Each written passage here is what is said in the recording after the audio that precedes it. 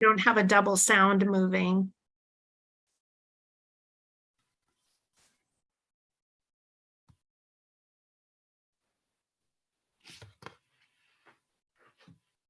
Don't have a double sound moving. All right, there it is. Go ahead, Kelsey. Awesome. Well, hello, everyone. Welcome to the June 28th LGBTQIA plus Intersectional Rights Task Force. Pride Month is almost over. So this is our last couple of days of Pride Month. We'll start with welcome and introductions. We'll do this popcorn style. So if you could select someone afterwards to go, that would be great.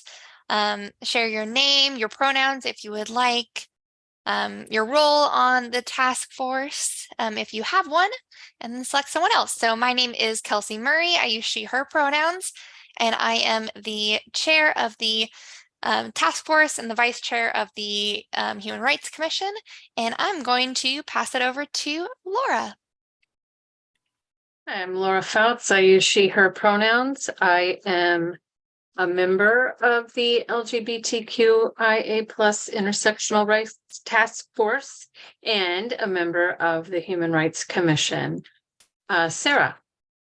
Hi, I was a member of the Human Rights Commission about 15 years ago. I'm currently having a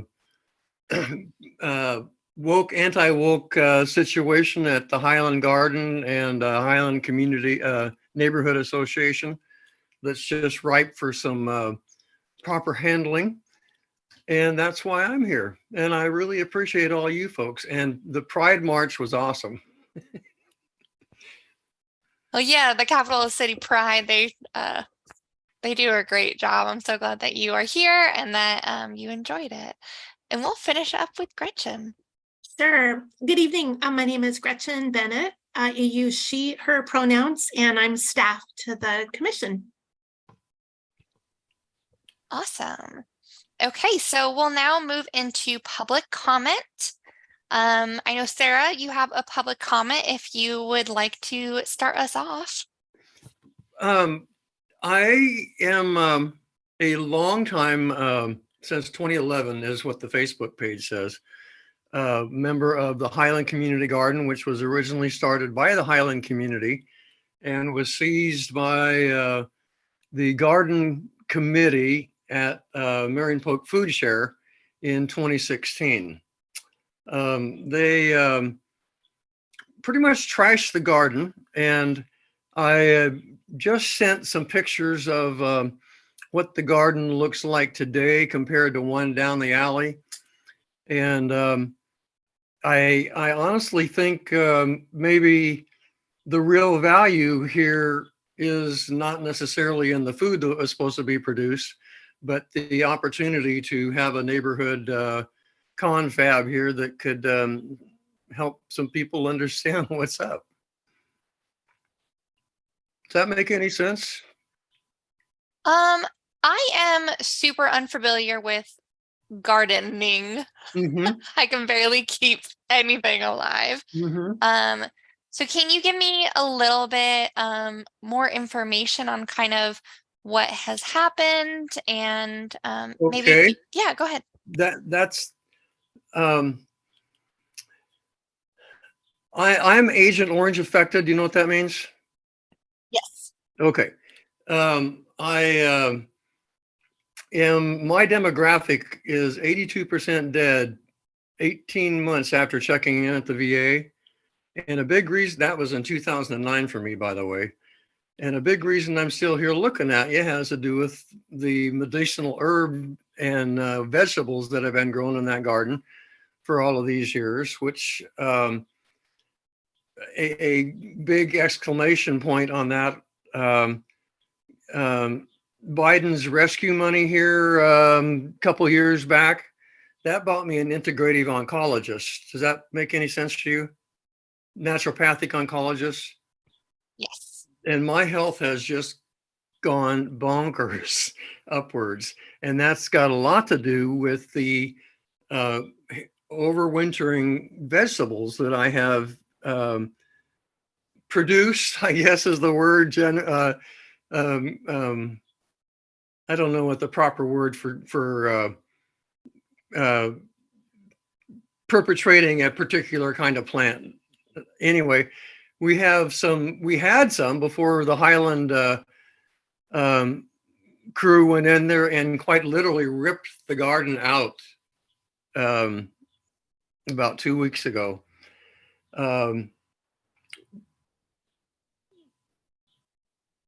What else can I say?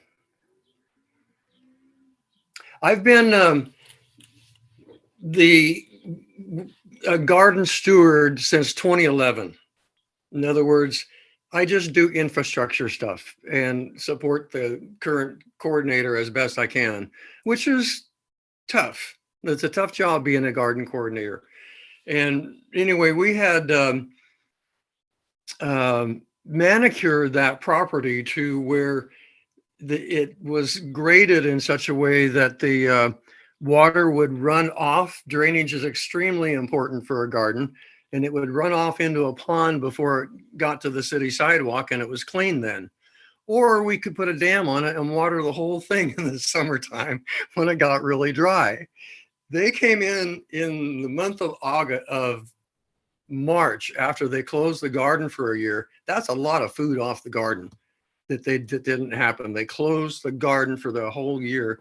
They came in the following year with a tractor mounted rototiller and completely compacted to where you cannot stick your hand past your fingers in that garden. And that's a big reason why there's problems. At any rate, in my opinion, we need to have a conversation with Ian Moore, which I believe a facilitated mediation down at the garden, where it's right there in front of us, would probably be real helpful for the neighborhood in a whole lot of ways, way beyond just gardening. I'm transgender. I know that's their problem. I have this ghosting, I'll call it, problem at when I try to volunteer with Salem Friends of Refugees. I put my name in. I put my name in half a dozen times. I never get a call. It's not because I'm not well versed in organizations here. I am the founder of Home Youth, not Home, but Home Youth Resource Center, and on the board of directors that created Northwest Human Services. So it's like I've been around, and this new phenomena here, I think, can only be attributed. It can't, because I'm a veteran. It's got to be having something to do with the transgender that some people don't want to talk about, in my opinion. They say that I'm disrespectful. That's what they call disagreeing with garden methods, and their garden methods speak for themselves. There's a Facebook page, Highland Community Garden Salem, that I just posted 3 pictures. The one of the garden today in the middle of June, at the end of June, and one down the street, and the soil test showing what the problem is. But that's disrespectful. If I said what I just said to you to them, that would be disrespectful. There's a lot of other issues like this as well. Thank you for bringing that to us, Sarah. You had mentioned that you were kind of looking for a mediation. Is that correct? That's correct. A mediation with the garden committee, not the people in the culture committee. That's important too, but what's really important here with the problem, what my issues are, have nothing to do with the fact that I've been less than respectfully treated here. My issues are about the garden. That's really important to me. There's something a little bit cosmic going on here as well. That the very room where the Highland Neighborhood Association meets is the very room where, as a 9-year-old at St. Vincent's Church Catholic School, which is where they meet today, in the chapel, the very chapel that I experienced conversion therapy when I was 9 years old. And here we are, how many, half a century plus later, back in the same room. That's a little bit cosmic. Anyway, just aside. I'm so sorry that you experienced that and kind of how that lined up. It'll be Gretchen, if oh, we go ahead. can make this work.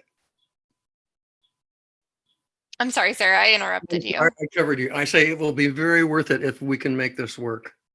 Totally, totally worth it. Gretchen, have you, how does mediation work when it comes through us? I'm curious. Yeah, absolutely. Thank you. It, like all types of mediation, would need to be agreed to by both or all people or participants. It's a voluntary opportunity, but it's one of the services that we can provide or help with. It's the kind of thing that in the past that I've done, or that I've been alongside a member of the Human Rights Commission who's done. So it just depends on the situation and who's interested and engaged. Sarah had brought this information to my attention last week, and I was able to reach a person related to the efforts who gave me a little bit of their background from their perspective and indicated willingness to sit down and talk with Sarah. And so that might be one step, although tonight, Sarah, I heard you say, it sounded like you had some thoughts about who you wanted to be there. So I think we have a little more work to do to make sure I hear what you're looking for, and we can kind of work to set up the participants in a way that would be workable for everybody. That would be Ian McDonald, I believe, is the current chair or director of the Garden Committee. And that's what's important to me. They've had 6 years of dodging me. This isn't the first time I've asked of them to have a conversation, and they have flat refused rather uglily. That's a new word.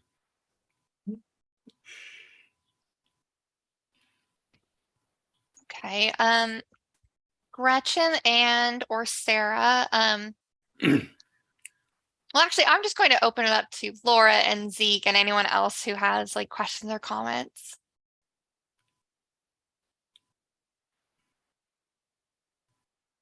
Well, Sarah, I just want to thank you for joining our meeting today and bringing your concerns to us. That it feels good to be engaged in that way. And I am amenable to whatever is a path forward. Thank you. Looking forward to it.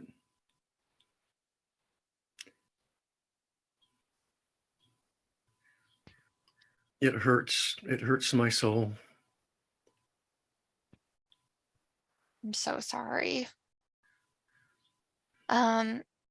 Gretchen, how can we support kind of trying to get this mediation underway? Like, what can we do as far as like staffing? I know I'm happy to help mediate. I'm not a mediator, but can be there as a party. Well, great. Thank you. I think that's just what you, Laura, or Zeke could do, is if you're interested in volunteering to be there, then I could check with the other parties to confirm if that's okay. And we could talk about ways to approach the conversation where we could be as helpful as possible, in advance, do a little prep, and then move into it if that's amenable to everybody. So Kelsey, I'll make a note that you're happy to participate.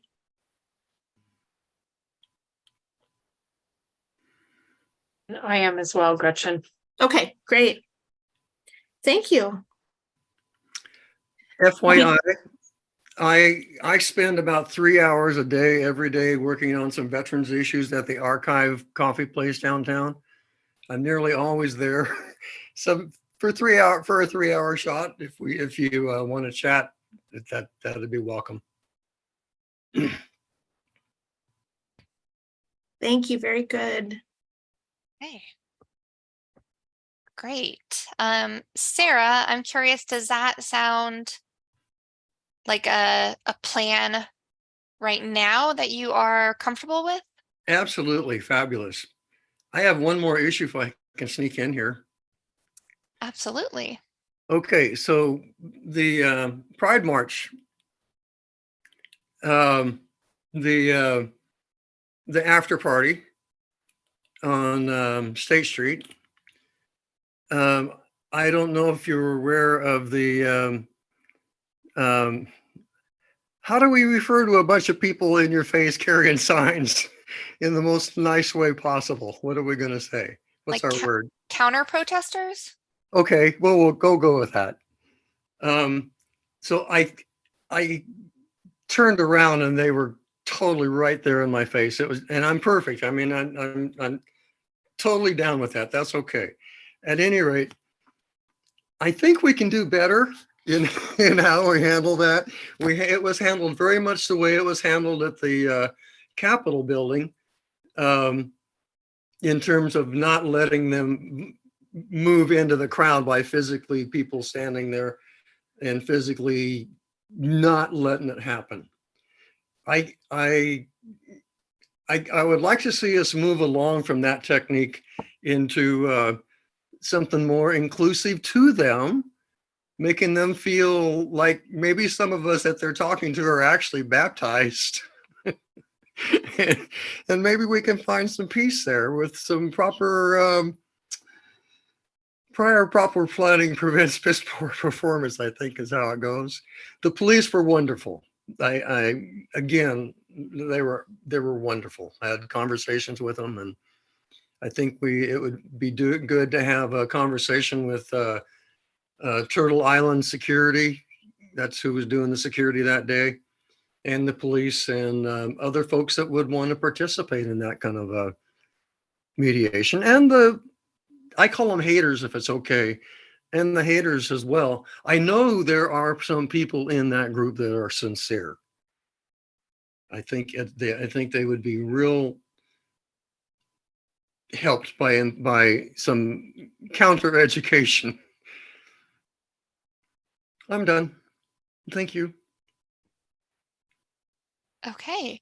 That's definitely something that we can work with Capital City Pride, who organized the march. Mm-hmm. And would you be comfortable if we brought that to their attention? Oh, absolutely. Yes. Okay. Yeah. Okay. Yeah. I'm a lifelong communitarian. It's just what I do. Fantastic. All right. Anything else for Sarah?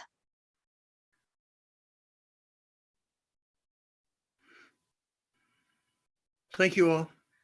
Thank you, Sarah. We really appreciate you coming and bringing all this to our attention. Yes, thank you so much. Back at you. All right. Are there any other public comments? Also, welcome, Zeke. Thank you. And no, I haven't received any other public comments. All right. So moving forward, approval of minutes. Is there a motion to approve the minutes from last month's meeting? This is Laura. I move to approve the minutes from last month's meeting. Awesome. Is there a second? I second. Awesome. So Laura has moved, Zeke has seconded.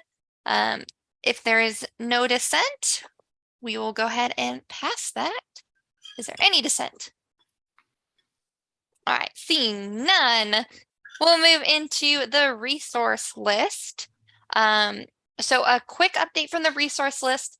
So Zachary from Capital Pride got back to Gretchen about some updates, some outdated contact information or information in general, and then a couple of additions.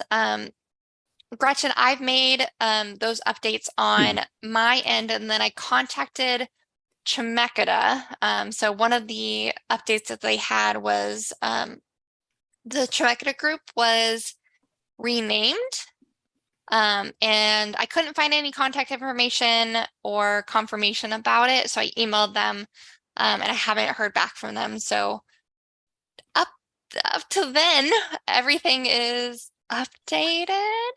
So once we hear back, I think we can hopefully get this to the group for some approval. Thank you for your work on that. Of course, yeah. Was there anything else for the resource list? Anything that folks had?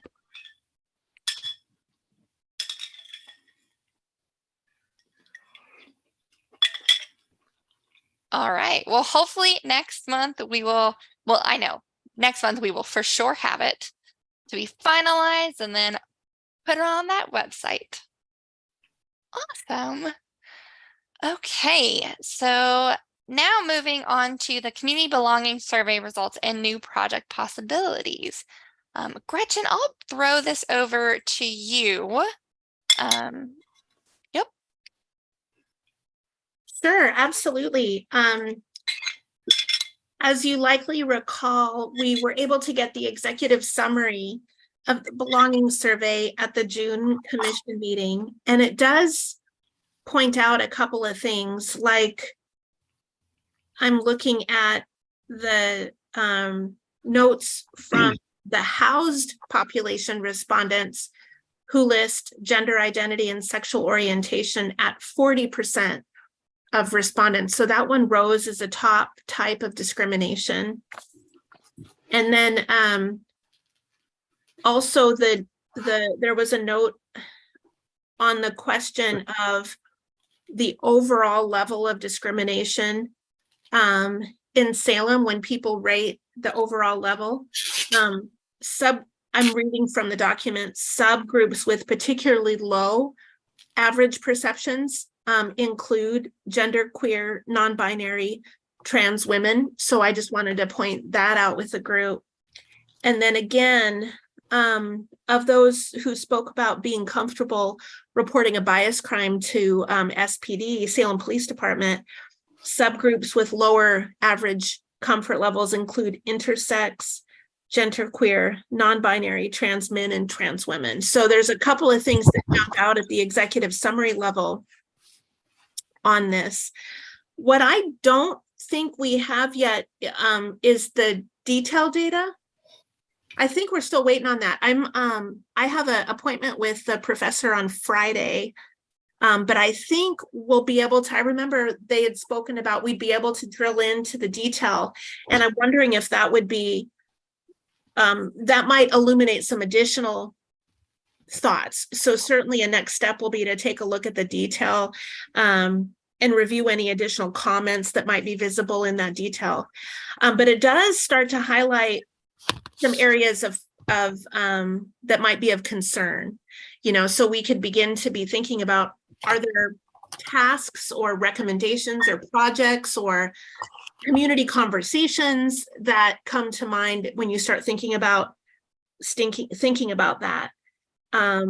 One example might be, for example, when we think about, I forgot to point out one thing that was interesting is those populations rose on the top 3 types of discrimination observed or heard about, but not in the group of top 3 types of discrimination personally experienced. So it sounds like it's something people are observing. It rose in the observed category, not in the have experienced category. So I thought that was worth mentioning, at least. I'm not sure what it tells us, but I start thinking about things like, okay, if we can start to pinpoint, I'd like to see what the data tells us about the locations of where people observe in discrimination, because that might help us start to focus a particular approach.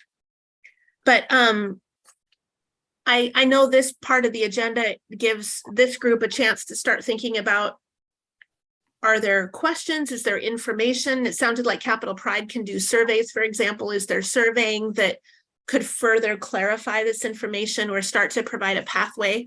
There may be other things that you've thought about either from our conversation with Pride last month or in your own lives that you might want to bring for project ideas. I know we start to plan Transgender Day of Remembrance in July, so that typically begins in July in terms of our planning. So that'll become a project, but you may have ideas from this that you'd like to pursue. So I hope that's helpful. I know that that's not specific ideas or recommendations, but I hope it provides some context maybe for further exploration. Yeah, I know for me personally, I mean, just seeing that that a lot of folks are uncomfortable reporting a biased crime to Salem PD, and we are really lucky in that we have Salem PD, a representative sitting on the HRC. So that would be something that we could talk to with Lieutenant Gill, and kind of see like if there's any trainings or community conversations that we can do. That's the first thing that came to my mind. But anyone else have any thoughts or whatever? I'm with Gretchen. I'm eager to see the detail behind the results, as well as I do think that's interesting that that observing rose but experiencing did not. But maybe that just means that, I don't know, people are either more aware, or people that are perpetuating discrimination are more bold. I don't know what that said. I don't know what that says. So that's a very interesting piece of information.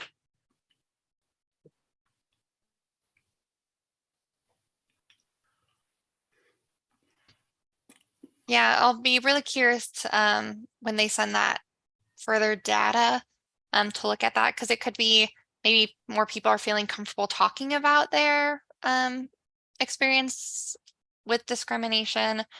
Yeah, that could be a positive. But yeah, I don't know. Interesting. Hopefully we can get some more information from data and kind of look into that a little bit more. Yeah, and to Gretchen's point, right? If we get the location data, then we can start to plan. Absolutely. I think in the meantime, if we can start like brainstorming, maybe potentially like conversation points with the information that we have. And at the HRC meeting next month, maybe we can bring that up to Lieutenant Gill during our report and have him also start thinking about it. Hey, Zeke, what's up? Hi, I was just gonna ask, sorry, I'm like following this while also at work, but I was gonna ask, is this like a new finding to previous years' surveys? This discomfort with reporting biased crimes and like these groups in particular having these feelings? Correct me if I'm wrong, Gretchen, but it's a trend that kind of has always been seen. But I think, do we just have more data specifically around those populations, Gretchen? Well, we've got the data. We began to ask that question in last year's survey. So this is the second year that it's been included in our belonging survey. Prior to including the question in the survey, we did anecdotally have some community members come and report some discomfort. And that led to a project where the task force created a video that interviewed people of varying gender identities and sexual orientations from the community, speaking about what they felt would be helpful for police to be aware of in interactions. And then that video became a part of a training within the Salem Police Department for all the sworn officers to be able to watch and consume. So it had come up via public comment before, so in some specific situations. But then it was actually the police department that initiated asking if this question could be on the survey last year. And so it was added last year. So we have last year and this year's data to look at now in a formal way. And Zeke, I don't remember the specific populations last year. I need to go back and compare to know the answer to that question. I guess what I'm kind of driving at is this seems like a longer term, more structural problem than like, a trend that's emerging necessarily, if that makes sense. So I feel like I'm curious what tools we have to address a problem that is more structural in nature. Because I obviously don't have the experience to know what kinds of things the commission has done in the past. I'd be curious also if the police department has any data on the effectiveness of that training, like internally, from the perspective of whether or not, like at the point that a bias crime is reported, there are better statistics on whether or not the victim feels comfortable moving forward in the process. Compared to before that training was introduced. I don't know if that data exists, but I'd be curious if the police department has any information about it. I think those are great points, Zeke, and things that I would also be curious about. Zeke, if you're able to attend the HRC meeting next month, you can absolutely bring those. Yes. Okay, perfect.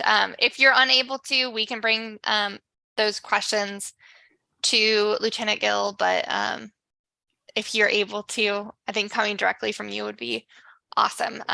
Because so we have some data to back up things and how to make effective decisions. That would be ideal. Thank you. Awesome. Anything else about the belonging survey?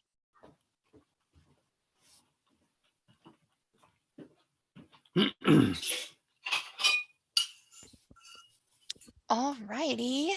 So seeing none, it looks like member remarks and announcements is the last piece on our agenda. So is there any of those? I have a brief remark, which is to say, sorry I have not been here in a minute. Had a bit of a chaotic schedule, but I'm hoping that will change shortly. So thank you for your patience. It's great to be back. We are so glad to have you back. Life happens. We're glad that you're here when you're able. I agree. Second that. It has been seconded by Laura. All righty. Well, if there's nothing else, do we feel like we can wrap up? Yes. All righty. So we got a second from Laura and a motion to adjourn. Just kidding. A motion to close. All righty, folks. Well, it's still sunny and bright outside, so hopefully you're able to get a little sunshine today. Thanks, everybody. Oh, all. Sarah, go ahead. I'm sorry, Sarah. Thanks, everybody. That was my first Zoom meeting. I'll try to get my video going at some point. I don't know how one makes it to the 75 years old without a Zoom meeting, but I did it. Thank you. You'll drop in anytime, Sarah. Looking forward to it. All right. Have a great evening, everyone. Thank you. Bye.